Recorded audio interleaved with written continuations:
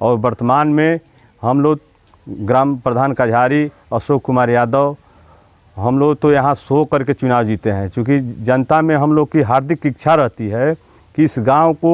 किस तरह से बेटर बनाया जाए। आज़ादी के 75 वर्ष के बाद हमारे ग्राम पंचायत कझारी में हरिजन बस्ती में आने जाने का रास्ता नहीं था, उसको हमने सर्वप्रथम उसको इंटरलॉकिंग और नाली का निर्माण कराने का काम किए। और दूसरा हमारा काम था, सरकार का जो मंशा था कि प्राथमिक विद्यालय में गरीब के जो बेटा और बेटी शिक्षा हासिल कर रहे हैं उस विद्यालय को किस तरह से अच्छी विद्यालय का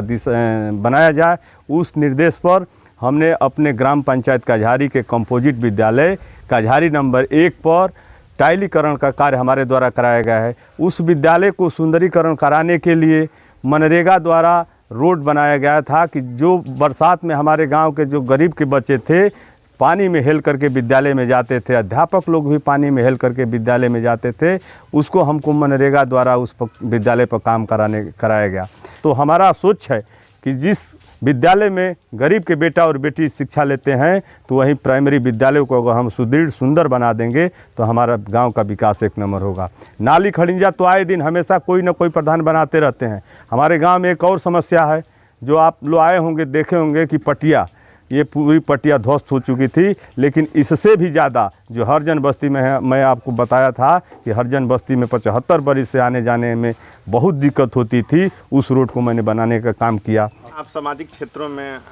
इस तरह आप कैमरा वार्तालाप हुआ था,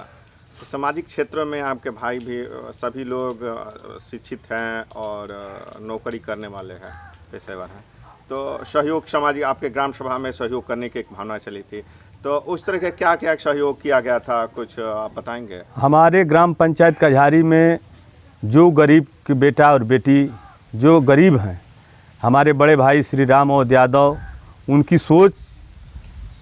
है कि आज हम इस ग्राम सभा के ग्राम प्रधान हुए हैं, उन्हीं की देन है कि मैं प्रधान हुआ हूँ। वो इतना गरीबों के पीछे दौड़ते हैं, इतना गरीबों के लिए सोच करते हैं। अभी हम लोग प्रधान नहीं थे उस समय, यहाँ के बगल के कोड़रा गांव है, कोड़रा की एक लड़की थी राजभर की, उसका कोई नहीं था, उसका न बाप था न माँ थी। उस गरीब की बेटी और बेटी की शादी के लिए उमा शंकर विधायक जो वर्तमान में हैं, उनके यहाँ रजिस्ट्रेशन हर चीज़ उसका फाइनल हो गया था, लेकिन वहाँ के प्रधान उनके एंटी थे, इसलिए उस गरीब की बेटी का शादी वहाँ कैंसिल करा दिया गया था। तो हमारे भाई के निर्देश पर हम लोग चंदा लगा करके और अपना निजी घर का पैसा लगा करके उस बिटिया की शादी उचेड़ा मंदिर में हम लोग करने का काम किए। और जब से ग्राम प्रधान हुए हैं, हमारे भाई साहब कहते हैं कि आप गरीबों की सेवा करो, तो उसी गरीबों की सेवा के लिए जितने हमारे गरीब के बेटा और बेटी हैं उनको मैं अपने तरफ से शादी में एक सिलेंडर और एक चूल्हा देने का काम करता हूं। उसके बाद हम और इसको स्कीम को बदलने के क्रम में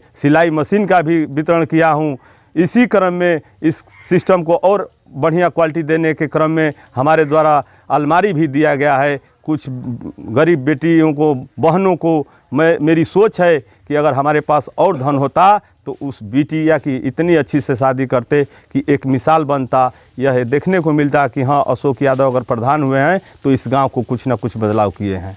लास्ट में प्रधान जी, आप तो इस ग्राम सभा के विकास में कुछ अवरोध दिखाई दे रहा है। एक्चुअल में देखा जाए तो आपका ग्राम सभा छोटा है, तो इसलिए वित्त की मैंने समस्या आ रही है,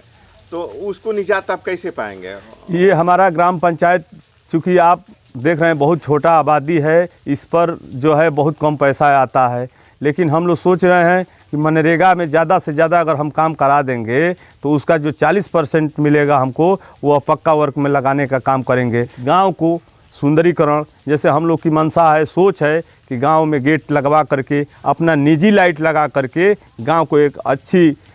मॉडल टाइप का बनाया जाए कि आने वाले समय में देख करके कोई यह देखे कि हाँ, यह ग्राम सभा कोई प्रधान था तो विकास किया है।